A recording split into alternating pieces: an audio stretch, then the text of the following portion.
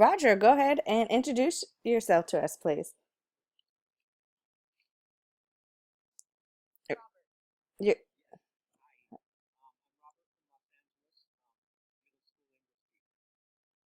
welcome. It's early there too. I'm on the West Coast too. Welcome. Oh, Emily, welcome. We're gonna go ahead and get started. So, over the last few years, a lot of us have been talking about student voices and how do you guys let your students' voice shine in your classrooms?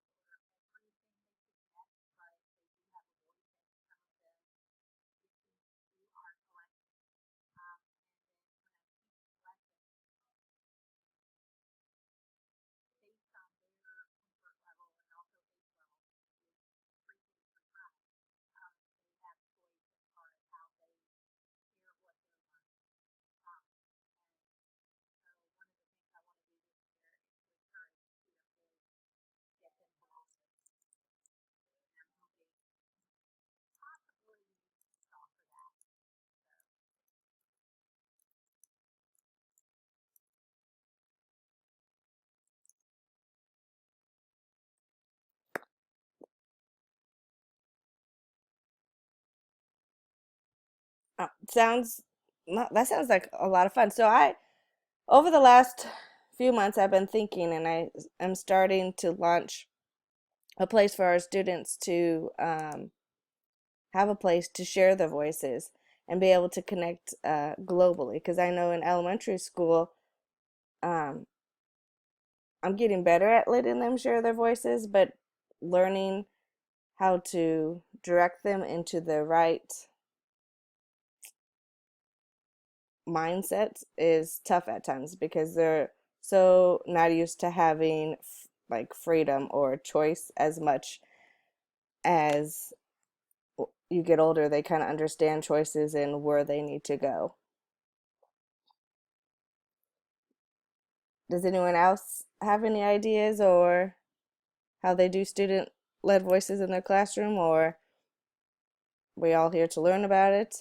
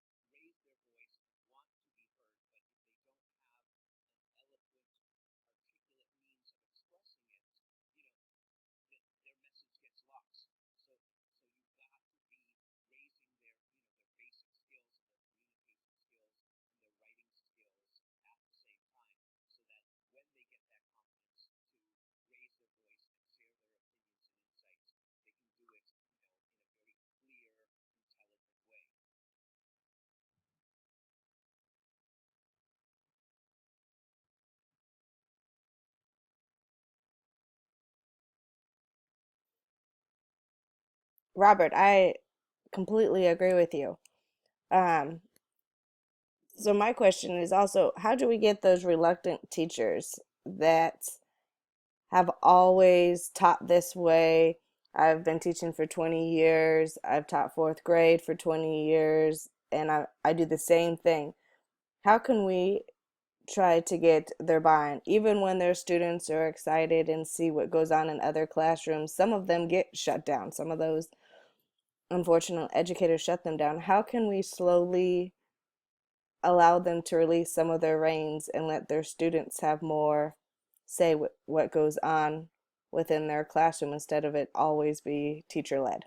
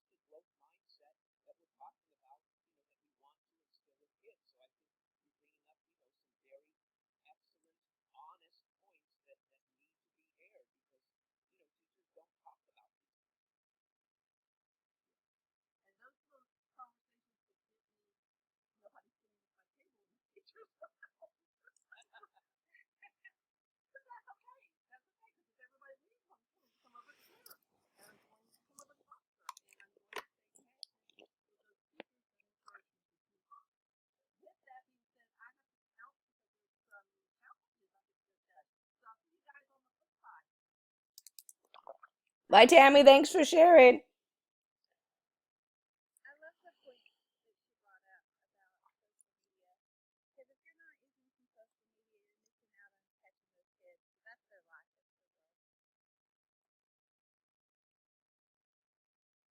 And,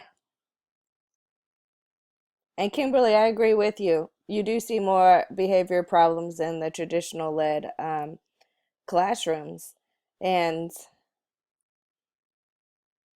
this year was a fine example of that. I taught fifth grade, but I always had a few students from another class that were in my classroom every day from a different grade level.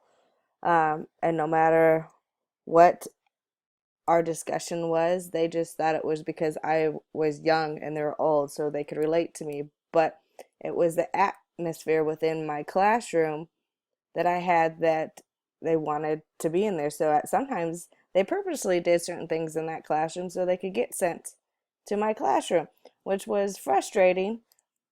But at the end of the day, at least they're learning. Or I had another teacher I worked with, this particular one refused to build this relationship with this particular student.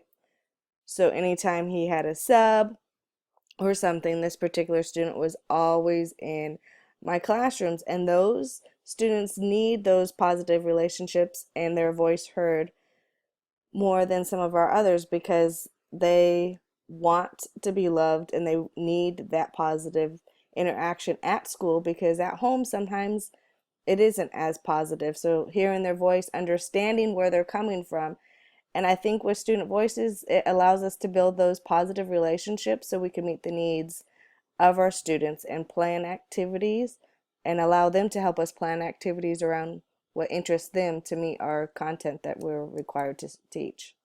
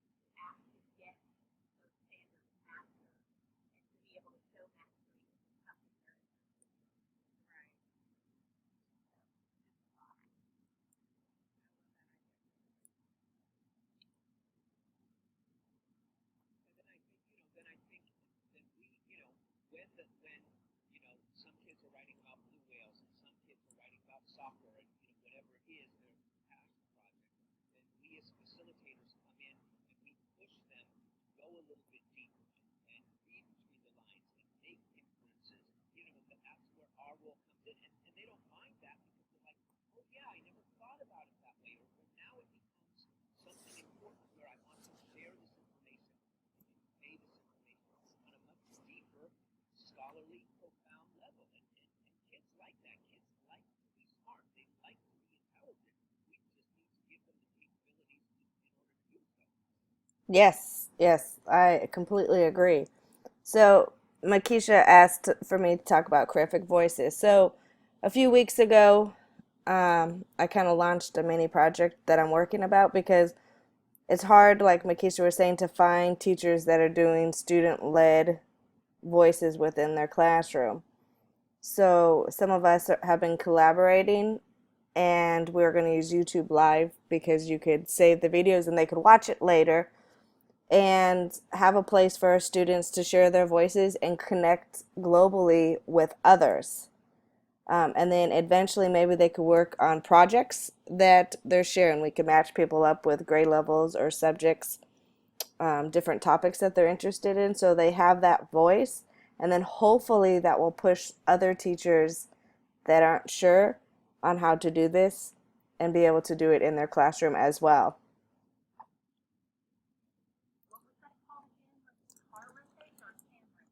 Terrific voice, student voices, yeah.